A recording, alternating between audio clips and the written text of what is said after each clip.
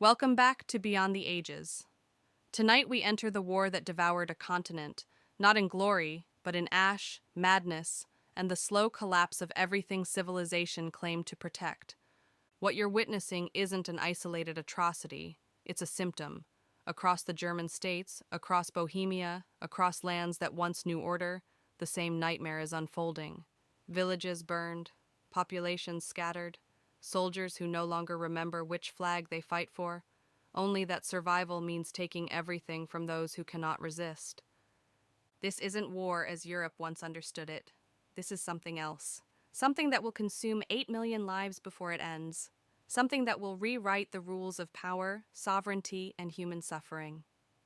The year is 1618.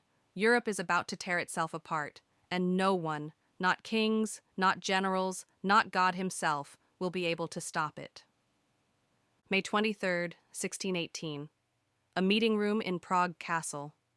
Protestant Bohemian nobles face two Catholic imperial governors sent by the Holy Roman Emperor. The argument is about power, about religious freedom, about who gets to decide how people worship in this fractured patchwork of territories that barely holds together under the fiction of empire. The conversation escalates, voices rise, and then something breaks. The nobles seize the governors, they drag them to the window, and they throw them out. The men survive. The fall is broken by a dung heap below. But survival isn't the point. The point is what this act represents. You don't throw imperial officials from a window unless you've already decided that authority no longer applies, that the rules are void, that the old order is dead. This wasn't rebellion. This was a signal. A declaration that the fragile peace holding Central Europe together had finally shattered. The defenestration of Prague. Historians would give it a formal name, as if formality could contain what it unleashed. But in truth, this was the moment Europe's religious paranoia, its political fragmentation, its accumulated resentments reached critical mass. Within months, Bohemia would be in open revolt. Within a year, imperial armies would march. Within 2 years, Europe would be burning. And it wouldn't stop for 3 decades. To understand what happens next, you need to understand what Europe was in 1618. It wasn't stable, it was brittle. A collection of competing powers held together by treaties that everyone knew would collapse under pressure. The Protestant Reformation had split Christianity into warring camps. Catholics and Protestants didn't just disagree, they viewed each other as existential threats. Heretics who endangered souls, enemies who must be crushed or converted. The Peace of Augsburg in 1555 had tried to manage this by letting each prince choose his territory's religion, but it solved nothing. It just froze the conflict, storing tension like a compressed spring. The economy was already strained. Decades of inflation, failed harvests, plague outbreaks that swept through cities like clockwork, the Little Ice Age making winters harsher, summers unpredictable, food shortages breeding desperation, and everywhere, mercenaries, professional soldiers who fought for whoever paid, men who saw war as a business opportunity, not a cause. They'd been accumulating for decades, waiting for the next contract, the next campaign. When Bohemia revolted, they finally got their chance. Europe wasn't ready for war, but war didn't care. It had found an opening, and it was about to metastasize into something no one anticipated. The first phase seemed containable. Bohemian Protestants versus Catholic imperial forces, clear sides, clear objectives. The Battle of White Mountain in 1620 crushed the Bohemian revolt. It should have ended there. It didn't. Other powers saw opportunity. Denmark entered, claiming to defend Protestant interests. The Holy Roman Emperor needed more soldiers, so he turned to private contractors. Men like Albrecht von Wallenstein, who raised entire armies as business ventures. Men like Johann Serkleis, Count of Tilly, whose forces operated with brutal efficiency. Here's what you need to understand about mercenary warfare. These men weren't fighting for ideology. They were fighting for profit, and profit came from plunder. Soldiers were often paid irregularly or not at all. They were expected to feed themselves from the territories they occupied, to take what they needed from civilians. This created a perverse incentive structure. The longer the war lasted, the more territory you could extract resources from. Peace meant unemployment, stability meant bankruptcy. So the war became self-sustaining. Each army became a locust swarm that had to keep moving, keep consuming, or collapse. The conflict stopped being about religion. It stopped being about Bohemia. It became about survival, about which mercenary commanders could keep their armies fed, about which territories could be squeezed for one more season's worth of grain and livestock. And caught in the middle were the civilians. People who woke up one morning to find an army camped in their fields, who watched soldiers take their food, their animals, their daughters, who learned that resistance meant execution and compliance meant slow starvation. You couldn't negotiate with this kind of war. You couldn't appease it. You could only endure it, or die. May 1631, the city of Magdeburg, population 30,000, one of the largest cities in the German states, a Protestant stronghold that refused to surrender to imperial forces. Count Tilly's army besieges it, not for days, for months. The city holds, and that becomes a problem, because Tilly's soldiers haven't been paid. They're hungry, they're angry, and they're owed. When the walls finally break, what follows isn't battle, it's release. You're in the city when it happens. You hear the gates give way. You hear the roar of thousands of men who've been waiting for this moment. You run, but there's nowhere to run to. Every street is filling with soldiers. Every building becomes a trap. They take everything. Food, valuables, anything that can be carried.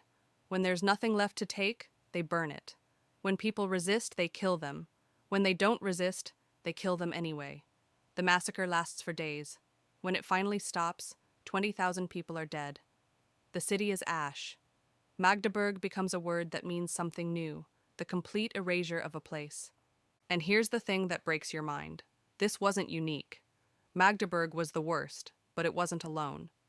Dozens of cities faced similar attacks. Hundreds of villages were erased so completely that their names vanished from maps.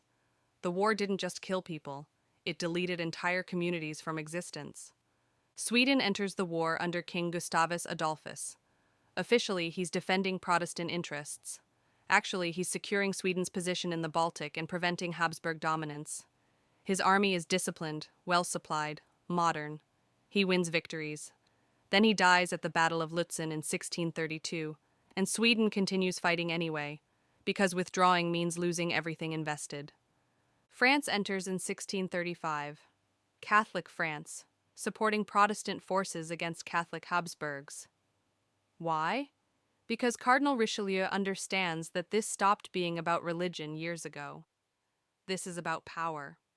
About preventing Habsburg Spain and Habsburg Austria from encircling France. About ensuring no single power can dominate Europe. Spain sends forces through the Spanish Netherlands. The Ottoman Empire applies pressure on Austria's eastern border, not enough to invade, but enough to force the emperor to split his attention. Every major power in Europe is now involved, either directly or through proxies.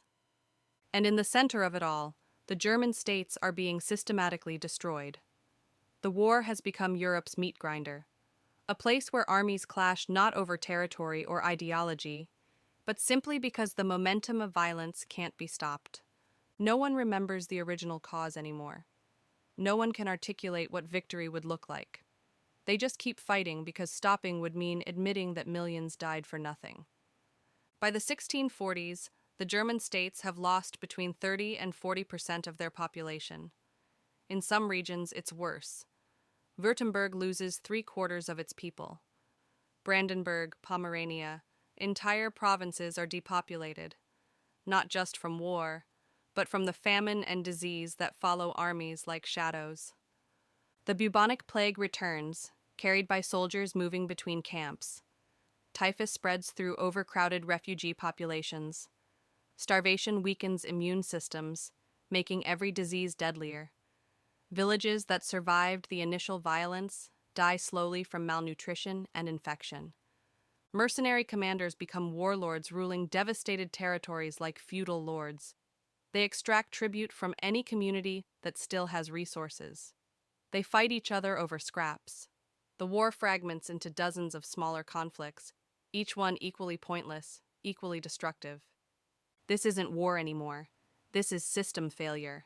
The collapse of political authority, economic infrastructure, social cohesion.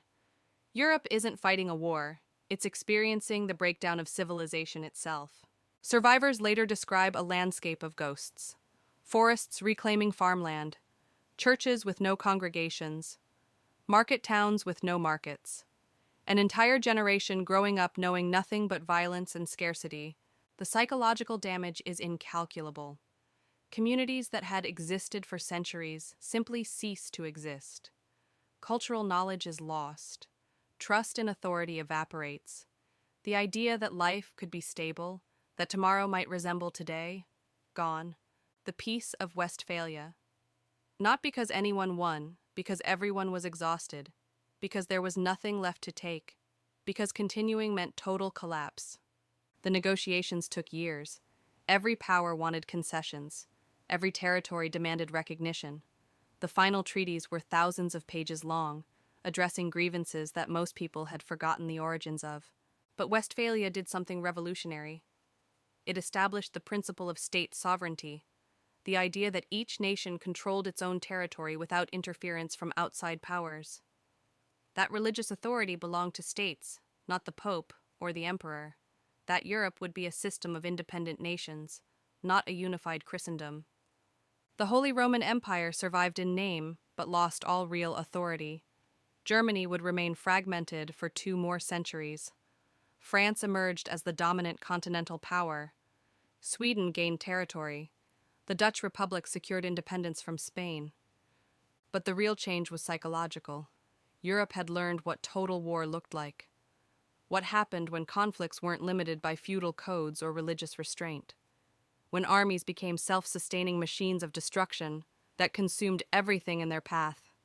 They'd seen the future of warfare, and it was horrifying.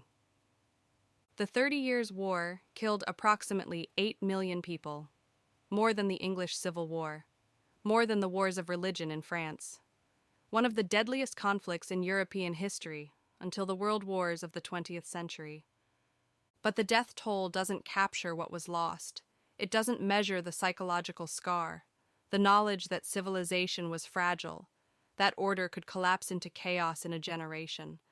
That war didn't ennoble or purify, it simply destroyed. Europe would rebuild, but it would rebuild differently, with professional standing armies instead of mercenary contractors, with diplomatic systems designed to prevent total war, with the understanding that unchecked conflict led not to victory, but to mutual annihilation. The 30 Years' War didn't just kill millions. It rewired Europe's mind. It taught the continent what it was capable of doing to itself. And that lesson, that warning, shaped everything that came after. Some scars never heal. They just become part of the landscape, part of memory, part of the careful calculations that prevent history from repeating exactly as it did before. If you want to keep exploring the hidden scars history left behind, stay with us here on Beyond the Ages.